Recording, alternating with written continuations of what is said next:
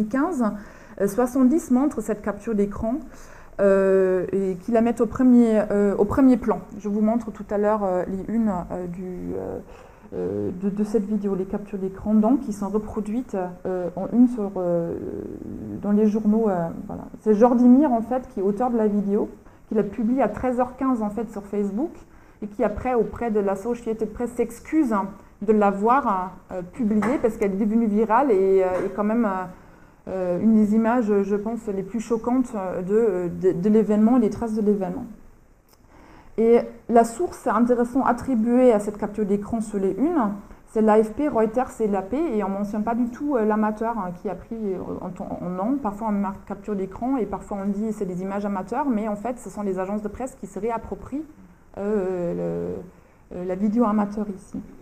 D'ailleurs, c'est le seul quotidien français qui montre une capture d'écran de la vidéo quand les frères Kouachi repartent. Donc on ne voit pas la scène avec le policier par terre, mais quand ils repartent en voiture, c'était le seul quotidien français qui en fait montre une capture de cette vidéo. Je vais vous montrer donc ici un exemple, je reviens sur celle-là après.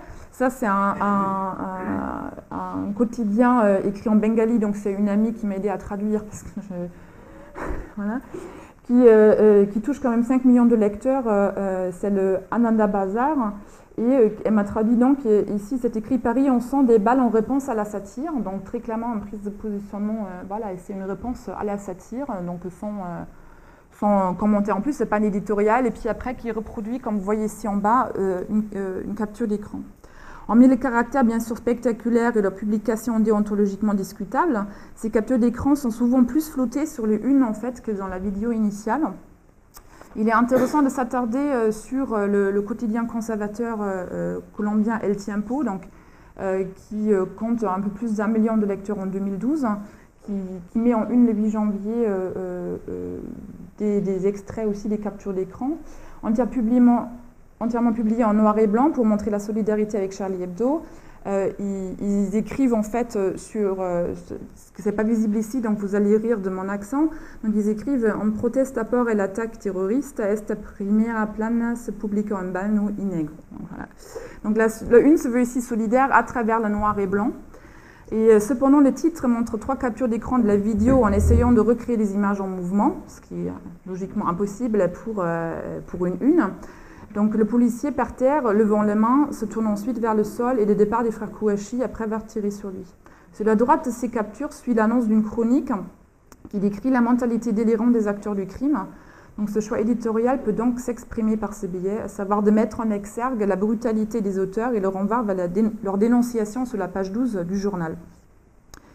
Donc la présence des captures d'écran est très nombreuse en fait ce jour-là.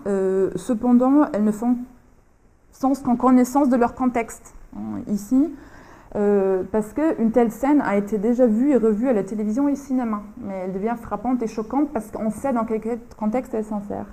Ici, je recite François Walter, qui, en se référant en septembre 2001, il est tsunami de 2004, et écrit, sur la page 28 dans son ouvrage, « Le traumatisme gît désormais au cœur de la culture occidentale. Le fait de savoir que ces images ne relèvent point de la science-fiction innerve leur potentiel de signification et rend la catastrophe encore plus traumatisante. » Donc ça, c'en est un exemple. Et je vais continuer, parce que cette idée de fictionnalisation est le troisième mécanisme que je voudrais relever. C'est la fiction comme horizon d'explication en temps de catastrophe. Et je vais ici surtout parler en fait du 11 septembre 2001, un titre d'illustration. Mais c'est également le cas bien pour d'autres catastrophes qui a un registre fictionnel qui entre en jeu, tant au niveau du vocabulaire, une référence d'explication de l'inexplicable, parce qu'on ne peut pas encore opposer un récit très réfléchi sur les causes, etc. etc. Donc Bergson constatait déjà qu'imaginer, ce n'est pas se souvenir, mais cependant le scénario catastrophe nous rappelle les films de science-fiction qui sont ici médiatiquement réels, c'est ce qui se passe le jour du 11 septembre 2001, sauvegardé dans notre mémoire comme expérience médiatique du passé, de l'avoir vu et de l'avoir imaginé avec le film. Dans son texte « La déclaration visuelle des guerres », Zeslin, c'est un texte allemand, die visuelle Kriegserklärung, parle d'ailleurs en se référant en septembre d'une catastrophe qui hante depuis longtemps nos mondes l'image et de toute manière le cinéma. Nous nous souvenons donc d'avoir imaginé un scénario ou d'avoir ajouté à ce dernier notre propre imagination. Ainsi, dans le contexte du 11 septembre 2001, la ressemblance des faits avec certains éléments de science-fiction font ressurgir le souvenir, le déjà-vu de ces derniers et se mélange avec la tentative de poser des mots sur ce qui se passe. Donc on est dans un direct, tellement direct qu'on ne peut pas vivre les présents. C'est tellement choquant que les journalistes sont eux-mêmes téléspectateurs. Je vais vous montrer un extrait par la suite. Que l'horizon de la fiction devient une des matrices d'explication ce jour-là. Peter Kloppel, par exemple, un présentateur d'une chaîne privée allemande RTL, il dit, je me réfère ici aux 3 premières heures de diffusion en septembre 2001. Donc, il dit « Et New York sombre ici, la partie sud de New York sombre dans un nuage de poussière et de fumée épaisse. C'est Armageddon, une prise de vue d'un malheur qu'on connaît, à vrai dire, jusqu'ici que dans les films. On disait toujours que cela n'existera pas du tout dans la réalité, et maintenant cette fantaisie des metteurs en scène est devenue subitement une réalité. » Donc cette matrice d'explication cinématographique, comme je la nomme, est également présente sur les autres chaînes. Donc ce n'est pas une histoire de mise en scène nationale. Ce qui montre que cette forme de lecture des images n'est pas limitée à un seul pays. Donc David Pujadas est, comme l'ensemble des journalistes et présentateurs de ce jour-là, plutôt témoin qu'autre chose. Il dit « On a du mal à croire que c'est du réel, pas un film de science-fiction. Le pays le plus puissant du monde est en flammes. Regardez les images du Pentagone. » En incitant donc les téléspectateurs par l'emploi de l'impératif « regarder », il brise en fait ce qu'on appelle l'axe Y, yeux dans les yeux entre spectateurs et présentateurs, car lui-même ne peut qu'indiquer ce qui se passe sur l'image et en fait ce qui est en train de se passer. Donc en gros, il perd son rôle de présentateur à ce moment-là. L'axe Y vient d'ailleurs d'Élisée Auveron dans Construire l'événement, voilà, quand il fait une partie sur le journal télévisé. Donc, son collègue Daniel Bilalian avertit même les téléspectateurs, mais plusieurs fois, en rappelant qu'il s'agit du réel. Il faut qu'on s'arrête sur ces images, il faut dire aux Français qui nous regardent que nous ne sommes pas malheureusement dans un cadre d'un film, c'est la vérité qui se passe sous nos yeux. Cette image extraordinaire au sens propre du terme, c'est-à-dire inimaginable, à savoir de la fumée qui s'échappe du centre de Manhattan, du cœur de la ville de New York, est bien ce qui se passe en ce moment, après que 2 avions ont percuté les 2 tours parallèles du World Trade Center, dont l'une d'entre elles vient de s'écrouler. Voilà ce qui se passe en ce moment, c'est absolument inimaginable. Mais ce n'est pas uniquement le cas pour les présentateurs ce jour-là, mais les témoins qui sont sur place et autour des tours. Donc je cite Mark Obenhaus, je vais le lire en anglais pour qu'on ait le vocabulaire non traduit. Mark Obenhaus, il est témoin au téléphone avec la ABC, mais il est sur les lieux. Il se trouve donc à côté du World Trade Center qui vient de s'écrouler. Il dit « It's absolutely just a horrible, horrible sight. It reminds you one of the worst kind of effects in movies that you know. You're reassured watching a movie that is an effect, but this is not. » Donc même les gens sur place ont l'impression d'être dans un film. Ce n'est donc seulement l'image en tant que telle qui semble être du ressort de la science-fiction, mais c'est également la perception de la catastrophe sur place qui entre dans ce schéma d'interprétation. Bien sûr, pas de tout le monde, mais en tout cas beaucoup de témoins, c'est le cas. Je veux juste un rappel du temps, parce que ici ça ne s'affiche pas trop. Il est 55, voilà. On peut jusqu'à 15. Ok, donc je vais un peu couper des choses ici. Donc il y a cette idée de science-fiction, mais je vais vous montrer un extrait. Donc on peut parler de tout à l'heure, mais pour vous mettre un peu dans ce que j'ai pu découvrir dans l'archive. Peut-être il y a des gens parmi vous qui l'ont vu. Je vais juste d'abord passer l'extrait. Et là complètement, même toute l'idée des sciences, ça nous renvoie à l'idée que la science-fiction, en fait, ce n'est pas de la science-fiction que l'on voit. Donc c'est un extrait de TF1, PPDA, il est 16h16 sur TF1 ce jour-là. Et Patrick Poivre d'abord donc. Plusieurs milliers de personnes qui ont été affectées par cela à New York seulement. Il est 10h pour vous du matin, 10h15 Il est 10h15 exactement à Washington. Donc, ça veut dire que tout à l'heure, les bureaux étaient ouverts et que déjà les gens étaient au travail. Oui, parce que les Américains arrivent au bureau très tôt, certains au Pentagone. Donc non, vous n'avez pas rêvé. C'est un extrait de La Guerre des Étoiles. Ce n'est pas une image subliminale parce qu'on arrive quand même à voir. Donc, ce qui s'est passé, c'est que j'étais dans l'archive à Lyon, la dépendance de l'INA, et puis j'ai vu, parce que j'ai fait des retranscriptions de 87 journaux télévisés en septembre, donc sur 1000 pages, donc j'ai parlé de récits historiques. Enfin, donc je suis confrontée à ça, je me dis, il y a un problème. Alors là, il y a un problème de cassettes, etc. Mais en même temps, comme vous avez vu, l'incrustation en direct, elle reste. Donc, a priori, c'est dans la rédaction que ça se passe. Donc, j'ai contacté TF1. Ah non, mais on n'est pas courant, on ne sait pas. J'ai insisté. Sur Internet, en 2005, il n'y avait pas encore autant de forums, etc.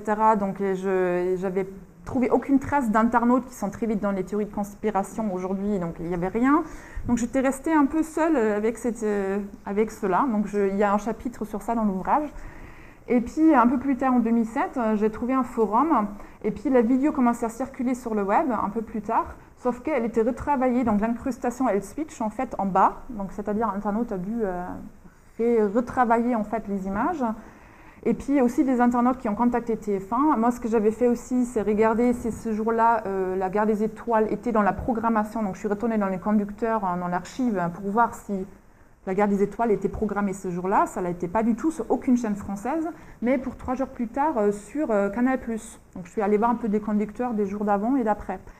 Bon, aucune explication. Dans tous les cas, ce moment-là montre bien que finalement la science-fiction s'empare en fait à ce moment-là du discours d'information et aucune idée pourquoi. Donc c'était des stagiaires, mais bon, 2 heures après l'événement, je pense qu'ils avaient d'autres choses à faire que de rentrer ces images. Je n'ai aucune explication. C'est juste médiatiquement parlant et quand on parle de catastrophe intéressant, au vu aussi du contexte géopolitique de la guerre des étoiles, bien évidemment. Et cette scène-là où voilà, on a cette scène, je l'ai eu, voilà, les 2 forces qui s'affrontent, voilà. Donc, si vous voulez, voilà, vous pouvez découvrir, j'ai consacré un chapitre sur ça dans l'ouvrage. Donc, cette explication donc, cinématographique, matrice d'explication, mais il y a aussi une autre, c'est le retour au passé, bien évidemment, sur lesquels je ne vais pas passer trop de temps. C'est que la plupart du temps, que ce soit autour de Charlie Hebdo, on va revenir sur les attaques qu'il y a eu avant, ou les menaces en tout cas. Le cas du 11 septembre, on va tout de suite parler de ce qui s'est passé en 1993, en fait, dans le garage du World Trade Center, où une bombe avait explosé. Et puis, bien sûr, quand c'est Fukushima, on va parler de Tchernobyl. Donc ça aussi, c'est des mécanismes, bien évidemment, l'horizon du passé pour expliquer le présent. C'est des mécanismes qu'on trouve en dehors de la partie de la science-fiction. Donc je sais qu'il ne me reste pas énormément de temps, donc je vais essayer un peu de synthétiser. J'avais réfléchi sur le 11 septembre, pas comme quelque chose de nouveau qui arrive, qui enchaîne vers quelque chose de nouveau, mais comme l'apothéose de ce qui se passe après la guerre froide. C'est-à-dire dans les années 90, toutes les réorientations géopolitiques, les repositionnements, l'apparition de conflits régionaux et locaux resituent aussi ce que c'est l'organisation même du terrorisme. Donc j'ai travaillé sur ça en lien avec l'évolution technologique des années 90 et que finalement ce qui se passe le jour du 11 septembre 2001, c'est ce que j'ai appelé la prise en otage de la télévision et aussi du système médiatique. Je vais vous montrer juste un extrait de la ABC où on voyait vraiment en direct l'avion arriver. Donc une catastrophe en cache une autre, et j'ai appelé ça l'implosion médiatique télévisuelle ce jour-là, parce que les journalistes n'étaient pas préparés, et pourtant ils aiment les directs. Ils ont travaillé que pour ça dans les années 90 pour être plus proche de l'événement, mais quand ça arrive vraiment, voilà, ils sont démunis en fait pendant plusieurs heures, il n'y a pas de récit, il n'y a rien. Il n'y a pas de mimésis, si on veut parler avec Ricoeur, c'est impossible. Donc on est vraiment dans une expérience, j'ai appelé ça expérience historique du temps présent. On sait que quelque chose d'historique arrive, ce n'est pas de l'histoire, mais on le sent. Peut-être juste pour vous montrer cet extrait sur la ABC.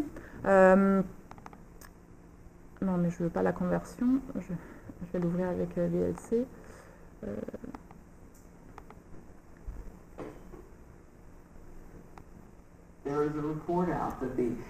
Voilà, donc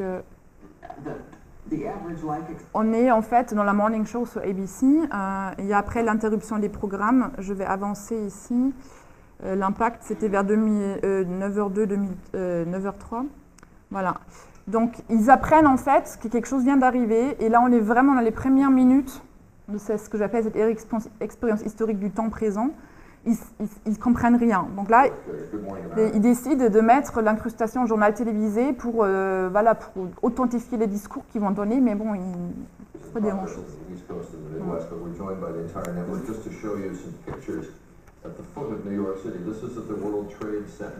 obviously a major fire there, and there has been some sort of explosion. We don't fully know the details. There is one report, as of yet unconfirmed, that a plane has hit the World Trade Center. And voilà, donc pendant 10 minutes, ils vont discuter qu'a priori ce qui aura pu arriver. Le premier témoin au téléphone, il dit bah, « je ne sais pas ce que c'était, il y avait une explosion, mais lui était sur place ». Donc on ne sait pas trop en fait tout de suite. Il y a des gens qui parlent d'avion, d'autres parlent d'un missile, c'est pas clair du tout. Jusqu'au moment en fait, c'est peut-être, je vous remonte les images, c'est pas toujours forcément très agréable. Juste, j'arrive pas à voir en bas le temps ici. And I don't know what time it opens, but I think it opens fairly early, and people are up there at all hours of the day. Families, tourists coming in to look at the city of New York from the top, but also there, I don't know if this is the building that has the restaurant on top of it as well, but in those high floors there. Donc là, on est juste avant le second impact. Donc on voit en fait cette... il y a des suppositions que peut-être, voilà, à un moment donné, elle se refaire à 93, mais ils sont très très prudents, ils attendent chaque fois qu'on voit en fait l'information en train de se faire. Et la véritable confirmation qu'il s'agit d'un attentat terroriste est donnée au moment où George W. Bush le dit. C'est intéressant parce qu'il y a un autre, c'est sur CNN, on voit très clairement qu'au moment du second impact, on voit la bourse chuter et après, elle ne montre plus en fait les index de la bourse. Donc là aussi, une manière de voir l'événement en direct à ce moment-là. Donc là, bon, et là on va voir, c'est sur la plupart des chaînes américaines, on a vu le second impact. En Europe, non.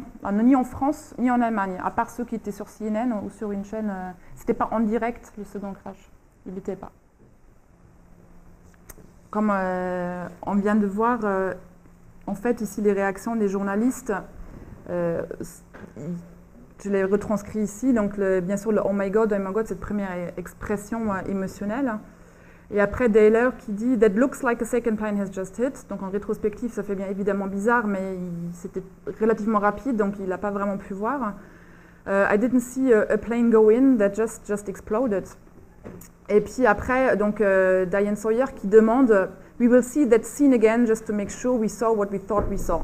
Donc là aussi, il y a une référence un peu tout de suite à une réalité médiatique et pas vraiment à ce qui s'est passé sur place. Hein. Donc on va revoir cette scène, on n'arrive pas à y croire, et donc après, c'est là où la mise en boucle, en fait, se met en place. Donc je pense peut-être pendant les 5 dernières minutes qui me restent, on n'a jamais assez de temps, donc je vais passer sur ça. Peut-être parler de la question en fait, du souvenir. Le temps de la catastrophe et la commémoration. Donc, j'ai travaillé en termes théoriques ici sur Henri Bergson, Maurice Halbwachs et Paul Ricoeur. Donc, je vais ici, alors là, vous voyez le schéma qui résume un peu le cadre théorique. À savoir que la télévision, en fait, elle est entre mémoire et histoire constamment. Donc j'ai repensé en fait, Deleuze l'a fait pour le cinéma, ça a pris Bergson, Peirce, etc.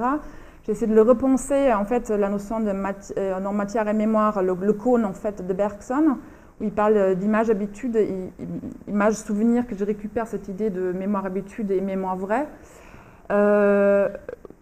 Penser en fait pour la télévision qui fait ça en fait, non, elle enregistre. Donc ici vous voyez le cône. J'ai repris l'idée du cône de matière-mémoire ici, en fait, il va là avec la perception qui continue en fait sur la matrice en bas complètement, où on enregistre en fait les mémoires, d'autres dont on se souvient bien évidemment, et qui se remontent en fait dans le cône comme une archive personnelle. Hein. Je résume vraiment de la vite parce que je n'ai pas le temps. Mais je l'ai repensé par rapport à l'écran, c'est-à-dire cette expérience en fait phénoménologique qu'on a avec le média, on a l'impression d'y être. Du coup, le cône est inversé, c'est-à-dire une partie de notre perception qui participe à comment nous on construit nos mémoires collectives et individuelles, et souvent des expériences médiatiques. Donc j'ai essayé ici d'inverser le cône et de le penser comme faisant partie en fait, d'une part de la mémoire audiovisuelle, du journal télévisé, de l'archive audiovisuelle, qui aussi réémane en fait, lors des commémorations, il y a des images symboliques qui sont reprises. C'est aussi discriminatoire parce que souvent, bien sûr, il y a sélection par rapport aux mémoires collectives. et puis le téléspectateur qui soit est en expérience de l'événement au moment même, mais aussi plus tard, qui du coup participe à cette rencontre. Donc c'est un peu ces deux décombres inversés que j'ai essayé de penser. Et puis, dans le même état d'esprit, j'avais essayé de comprendre comment ça s'insinue en fait dans l'histoire. Donc Paul Ricoeur le dit à un moment donné dans le mémoire Histoire oubliée, il dit ce qui m'intéresse au départ, c'est de quoi on se souvient, pas forcément tout de suite qui. Bon, ça se laisse discuter, mais je l'ai mobilisé pour en fait rediscuter la mémoire collective d'Alpwax et de Bergson, qui, vous savez, était plutôt en contradiction par rapport à cette idée de mémoire individuelle collective. Mais en fait, la télévision travaille ces images habitudes d'une part. Des images habitudes, c'est les génériques que l'on reconnaît, on reconnaît les genres médiatiques, et les images souvenirs, qui sont les images d'archives, qui ont trois fonctions, dans ce que j'ai appelé les lieux de mémoire en mouvement, parce que c'est ça que fait la télévision. Elle réamène dans la commémoration en fait constamment de l'archive, donc c'est une mémoire éphémère, mais elle est en mouvement et puis elle continue à circuler.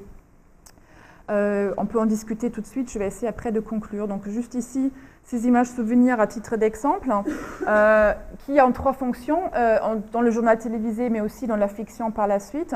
La fonction en fait de récit, donc de mise en récit, la fonction d'émotion, mais aussi la fonction de témoignage.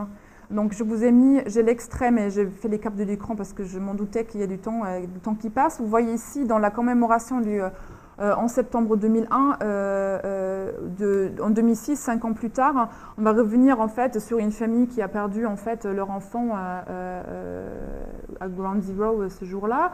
Leur fils en fait qui était dans les tours, et la chaîne utilise ici, c'est France 2, réutilise en fait les images souvenirs pour les réinsérer dans un récit quasiment fictionnel, personnalisant ici. Pareil, par la fin, Bruno Dellinger, c'est un Français qui était dans les tours, et il décrit « Moi, j'y étais là, il montre », et là, on m'a montré l'image d'archive, mais c'est comme si c'était son souvenir, mais lui, il n'a pas vu ces images le moment même. Donc là, il y a vraiment une mise en scène très spectacularisation à ce moment-là. Donc ça, c'est une des fonctions de ces images souvenirs. Et puis peut-être pour conclure, vous montrer d'autres, parce que par la suite, j'ai travaillé sur comment en fait la fiction est innervée par ça. Donc déjà, vous avez Richard Drew qui gagne le WordPress Photo Award pour The Falling Man. Je pense que vous connaissez cette image, qui en fait, je vous montre ici, est repris. Banksy dit clairement qu'il s'y réfère dans son Shop Till You Drop, et aussi le générique, je fais la capture d'écran de Mad Men. Ce n'est pas explicitement dit, bien évidemment, qu'on s'inspire de Falling Man, mais la référence iconique, inter-iconicité, on l'appelle, est liée en quelque sorte. Après, donc, je me suis intéressée sur comment, en fait, on reprend dans l'art, mais aussi dans les fictions, les images du 11 septembre 2001, du JT. Donc ici, c'est Banksy dans sa résidence de 2013, en octobre 2013 à New York, et c'est une toute petite peinture, comme vous voyez ici en bas, à New York, à Tribeca. Donc ça a créé beaucoup de polémiques d'ailleurs sur Internet. Ici les autres images. Après, dans les séries télévisées, juste pour vous montrer, c'est la série Fringe, les Tout ressuscite à la fin en fait de la première saison. Donc là aussi, le souvenir est parfois explicite, implicite dans les séries. Dans les séries plutôt, je dirais, conformistes, NCIS et autres, l'événement fait vraiment partie du récit. Il est mentionné. Et dans d'autres séries, le 11 septembre est présent sans qu'il soit vraiment présent, comme dans la série Lost, dans toutes les séries post-9/11 sur lesquelles j'ai travaillé aussi par la suite. Mais on le voit ici aussi dans l'art, c'est Sarah Skaggs qui, pour la commémoration du 11 septembre, va danser en fait la chute des tours. Donc il y a une récupération de cette image-là, aussi du traumatisme à l'intérieur du corps ici, donc la catastrophe qui est reprise en fait dans les arts vivants. Il y a bien évidemment beaucoup d'autres exemples, théâtre, littérature, cinéma. Donc pour conclure, les médias au sens large du terme participent ainsi à la mise en événement de la catastrophe, contribuent à la faire vivre, la circuler et jouent également un rôle délicat et déontologiquement ambigu concernant d'une part leur lien avec les mémoires collectives et d'autre part leur rôle comme source et parfois acteur historiographique. Henri Rousseau écrit dans La dernière catastrophe que l'histoire du temps présent de ces dernières décennies a été un peu plus que les autres sensible aux questions de la mémoire. c'est-à-dire à l'une des formes de la présence du passé dans notre temps. Or, étudier la mémoire, ses relations avec d'autres formes de représentation ou de narration du passé, c'est par définition considérer les liens forts qui existent entre le présent et le passé. Donc cette rencontre histoire-mémoire, sur laquelle j'ai passé un peu moins de temps par manque de temps, est certainement liée à celle de l'omniprésence des médias et des réseaux sociaux. Je pense que quand Pianora parle de manie commémorative, c'est des années 80, c'est là en fait où la télévision vraiment, son l'événement monstre, il en parle. Et du coup qui est toujours en train en fait de continuer à contracter l'événement, on a l'impression que l'événement s'accélère de plus en plus, ce qui n'est pas forcément le cas. Donc depuis l'arrivée de la télévision, mais également du Web 2.0, les catastrophes n'ont pas changé de visage sur le fond, un peu peut-être, mais on passe à des régimes de visibilité et d'interprétation diverses, immédiates, qui imposent également un présentisme à la recherche. C'est un peu référence à Hartog, mais Rousseau d'ailleurs lui aussi en parle dans son ouvrage de présentisme, mais c'est-à-dire cette problématique quand on a travaillé sur ce genre d'événement, qu'il n'y a pas la distance historique, là en septembre ça va, mais par exemple le travail sur Charlie Hebdo, d'une part le chercheur il se trouve dans la situation délicate d'une part de participer au débat, en tout cas nous cherchons en médias et communication, mais en même temps de ne pas avoir encore la distance, de vraiment parler de l'événement d'un point de vue historique bien évidemment. Donc c'est un peu apprendre à jongler entre les deux parce qu'on est confronté à énormément de données. Donc on travaille bien sur Charlie Hebdo, j'ai tapé juste sur Google Scholar Charlie Hebdo, résultats à partir de 2015, il y a presque 2000 résultats. Donc, on se demande s'il y a déjà de véritables productions scientifiques. En tout cas, Charlie Hebdo est mentionné dans 2000 productions scientifiques depuis. Donc là aussi, on est amené d'une part à réagir, à analyser, et puis bon, peut-être une obligation peut-être que nous avons en tant que chercheurs, c'est bien sûr de rester le plus déontologiquement, pas neutre, mais en tout cas distancié possible. En même temps, en travaillant sur des événements du contemporain ou ces catastrophes-là, on peut aussi très vite enregistrer, donc faire des captures d'écran et sauvegarder ce qui après disparaît peut-être dans l'éphémère. Donc il y a un peu entre les deux aussi, on se pose. Dans tous les cas, j'ai espéré, donc j'étais un peu perturbée par la sortie d'une de vos collègues, donc je m'excuse si a pu lui rappeler des choses traumatisantes. Donc j'espère quand même que je vous ai amené un peu dans l'univers sur lequel je travaille dans ces 40 minutes. Et puis merci beaucoup en tout cas de votre attention. Voilà, merci.